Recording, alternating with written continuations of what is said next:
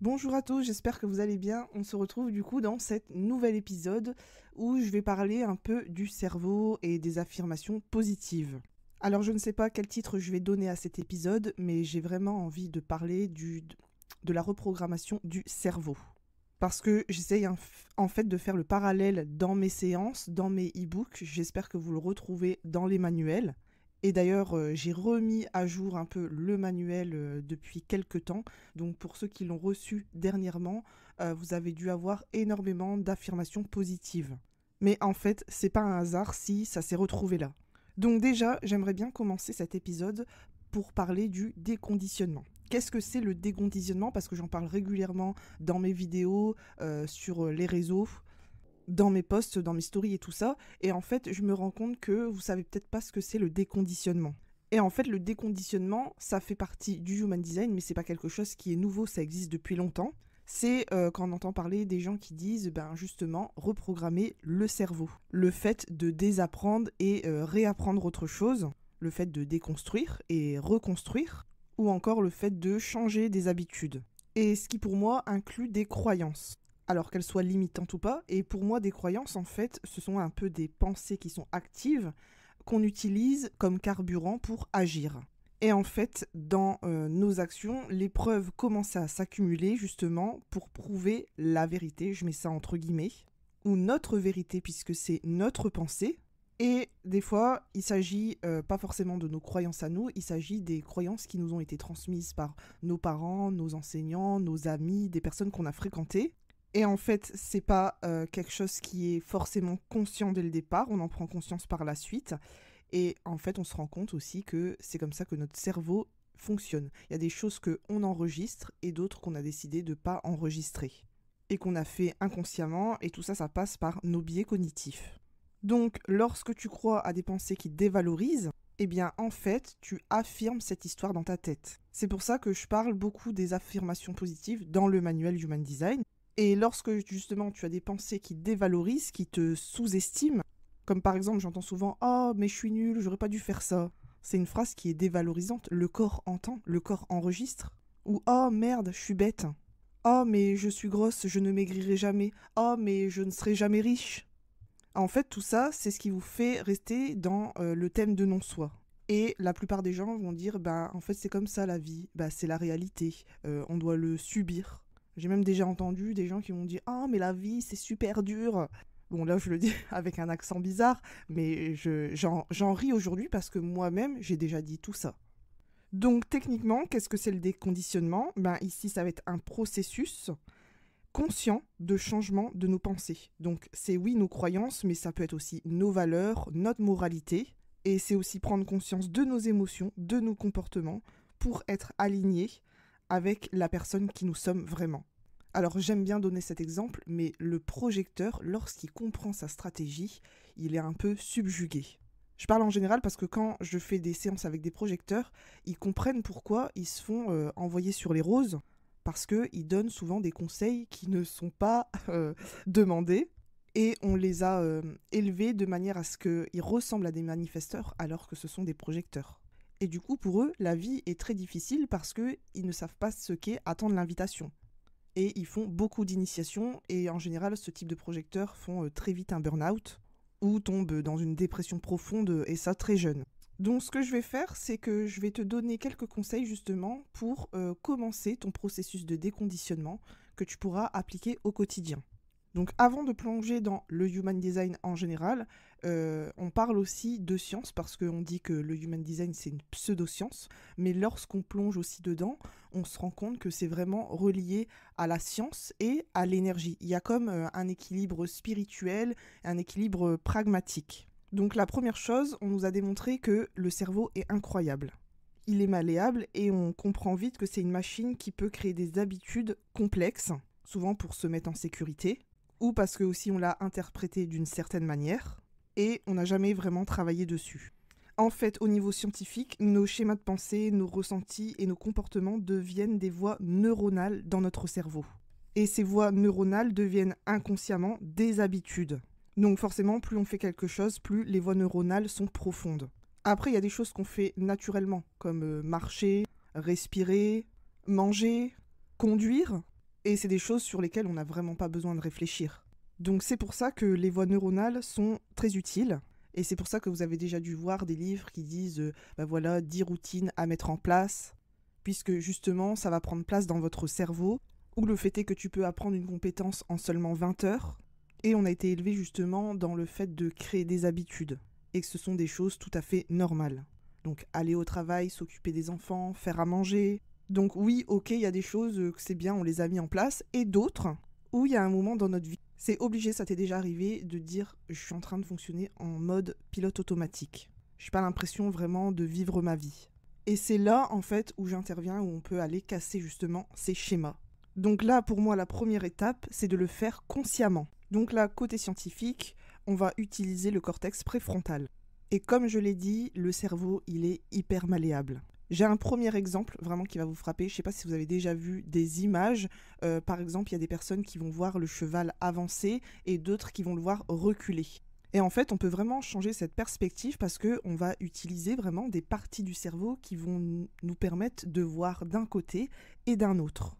Donc tout dépend comment votre cerveau a été construit, parce qu'il y a des choses que l'on désire au plus profond et qui ne se produisent pas, parce que justement, on doit avoir des croyances limitantes, ou c'est des choses aussi qui nous paraissent inatteignables. Alors la première chose que j'ai pu observer, c'est un peu dans le monde salarial. Et d'ailleurs, j'ai une amie, je l'entends souvent dire « je ne serai jamais riche, ça va être compliqué pour moi de quitter mon CDI et de trouver autre chose. De trouver autre chose qui est aussi bien, voire mieux. » Quand je l'entends dire ça, je vois exactement l'histoire qu'elle se raconte. Je vois exactement la croyance qui la bloque. Et elle a un côté « oui, je veux quelque chose de mieux », et elle a un côté d'elle qui n'y croit pas. Donc, elle ne voit que la vérité sur laquelle elle est focusée, sur l'histoire sur laquelle elle se raconte. Et scientifiquement, on appelle ça un peu le système d'activation réticulaire. En fait, elle est focus sur ce qu'elle voit. Et en fait, le système d'activation réticulaire, en neurosciences, c'est un système qui est à l'origine de nos succès et aussi de nos échecs, parce qu'il est activé par nos sens et nos biais cognitifs. Et en fait, ce faisceau de nerfs qui est vraiment au sein de notre tronc cérébral, il vient filtrer les informations qui nous semblent inutiles afin que les choses importantes passent au travers. Donc ici, techniquement, sa croyance, c'est « elle ne peut pas avoir mieux », donc ce qu'elle voit, c'est la vérité qu'elle est restée bloquée dans ce qu'elle a aujourd'hui. Et c'est pour ça que dans les vidéos de loi d'attraction, manifestation et tout ça, vous voyez un peu de personnes qui parlent de self-concept, qui parlent de l'histoire qu'on se raconte, l'histoire qu'on se raconte chaque jour. Et ça va être difficile de les identifier parce qu'on ne sait même pas ce qu'est une croyance limitante. Et c'est pour ça ici que je donne des exemples et des conseils pour que vous puissiez déconstruire tout ça. Donc bien sûr, ça ne se fait pas du jour au lendemain. Un processus de déconditionnement, pour moi, c'est à long terme, même si le créateur du Human Design dit que c'est un processus qui dure 7 ans. Je n'ai pas encore atteint les 7 ans, mais je pense vraiment que c'est un processus qui dure sur la vie. Donc la première chose, c'est que ça va demander quand même un effort conscient. Et dans toutes les vidéos que vous voyez, on vous parle d'affirmations positives, de scripting ou encore de rituels. Et tout ça, pour moi, ça ne fonctionne pas forcément parce qu'il y a un travail de croyance intérieure à travailler et c'est pour ça que je parle justement de déconditionnement. Parce que répéter une affirmation positive, pour moi, ça ne pourrait pas faire grand-chose. En fait, je parle souvent d'incarner. Incarner justement tes croyances, tes valeurs et surtout tes intentions. Donc la première chose à faire, c'est de créer une intention. Alors ça va être une intention basée sur ce que tu souhaites travailler. Et pour moi, ce qui est essentiel dans cette intention, c'est vraiment d'être clair sur le changement que tu veux voir. Donc je vais reprendre l'exemple de mon amie qui se sent bloquée dans son travail. Elle peut poser l'intention de trouver un emploi qui soit à la hauteur de ce qu'elle recherche, de son salaire, de l'ambiance, de l'endroit. Enfin voilà, elle peut vraiment émettre pas mal de détails. Et justement, en croyant en elle, avoir cette foi, et étant donné qu'elle est générateur, eh bien, cette chose-là va se présenter à elle. Et donc, avec une intention, eh bien, le SAR, le système d'activation réticulaire, va commencer à chercher à y parvenir. Donc, prenez un temps pour réfléchir et faites une introspection si ça vous est déjà arrivé d'avoir mis une intention sur quelque chose, dans quelque chose que vous croyez et que ça s'est produit d'une manière plutôt magique. Alors là, ce que vous pouvez faire aussi par rapport à l'intention que vous avez posée, C'est de faire une liste des habitudes qui ne vous correspondent pas, qui va à l'encontre de votre intention. Donc là, je reprends l'exemple de mon ami, en se disant, je reste ouverte à l'idée que je peux trouver un emploi beaucoup mieux que ce que j'ai aujourd'hui et qui est aligné avec mes valeurs. Donc ces habitudes aussi, c'est le fait d'être productive. Productive pour qui? Pourquoi? Le fait de se dire je dois, il faut, ce sont deux gros conditionnements. Ces phrases-là, c'est à bannir. Si tu te dis je dois, il faut, ce sont des phrases qui font que tu es conditionné. Il y a un point aussi important, donc il faut savoir que 50% de la population a l'autorité émotionnelle, et donc 50% de la population a cette sensation que les émotions, faut les réprimer. Donc là, ici, n'agissez pas en fonction des émotions. Attendez que la vague émotionnelle passe. J'ai fait un podcast complet sur le plexus solaire et les émotions, comment on agit, ou si on n'agit pas tout court. Vraiment, je vous invite à l'écouter parce qu'il est hyper complet. Les émotions, oui, elles sont importantes, c'est important de les ressentir et de les vivre, mais pas l'attacher comme une vérité.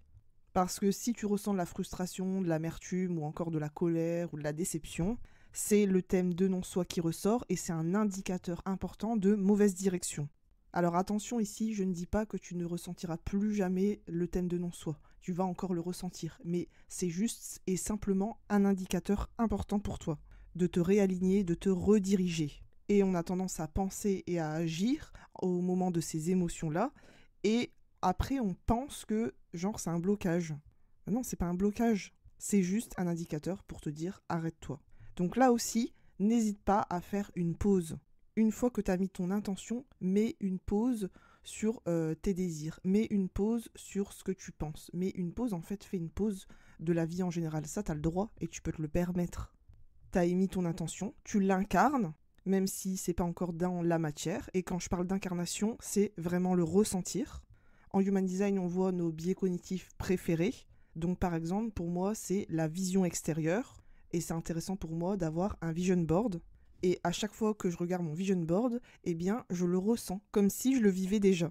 Même si c'est pas encore dans la matière, je le vis, je l'incarne, même si c'est pas encore dans la matière. Je le répète 2 fois pour que vous intégrez vraiment le fait de l'incarner, sans forcément que ce soit encore dans la matière. Donc souvent dans les vidéos comme ça, vous voyez aussi qu'on parle d'amour envers soi-même. Donc l'amour que je ressens lorsque je vois mon vision board, c'est vraiment comme si je le vivais. Je me dis waouh, c'est incroyable. Et tout ce que je regarde sur mon tableau, c'est incroyable parce que ça se produit. J'ai déjà fait aussi du scripting où vraiment j'écrivais ce que je voulais et quand je retombais sur mes notes plus tard, je me rendais compte que ça s'était vraiment produit. Alors en début d'année, je me suis fait un vision board sur mon téléphone et il est sur mon fond d'écran. Et il y a au moins une chose qui s'est déjà réalisée, c'est que je suis partie à Barcelone avec ma meilleure amie. Et pourtant, au départ, je ne l'avais pas mis vraiment en fond d'écran, il n'y a que maintenant, mais je l'ai gardé. Je me dis, ouais, pourquoi pas y retourner. Et les inspirations que j'ai prises en photo, eh bien, ce qui est marrant, j'avais pris une photo de la mer. Bon, pas à Barcelone, mais c'est un peu le même angle de vue que j'ai pris à Barcelone. Et c'est là où on voit où le système d'activation réticulaire se met en place. Ensuite, pour moi, on parle souvent d'actions alignées lorsqu'on a posé des intentions dans tout ce qui est les vidéos de manifestation et tout ça. Et en fait, au départ, moi, il y a quelques années, j'avais du mal à comprendre ce que c'était une action alignée. On disait, oui, visualise, fais du scripting, écris-le, ressens-le, mais passe à l'action. Et en fait, moi, ce que je trouvais nul, c'est le fait de passer à l'action, mais pour rien. Parce que, en fait, j'étais dans le stress de me dire, ouais, je veux que ça arrive, donc je vais faire ça. Mais en fait, c'était pas des actions alignées. Oui, j'avais pensé à ça, mais j'avais pensé à l'inverse. Et en fait, le fait de penser dans la peur, faire des actions dans la peur, va créer des échecs.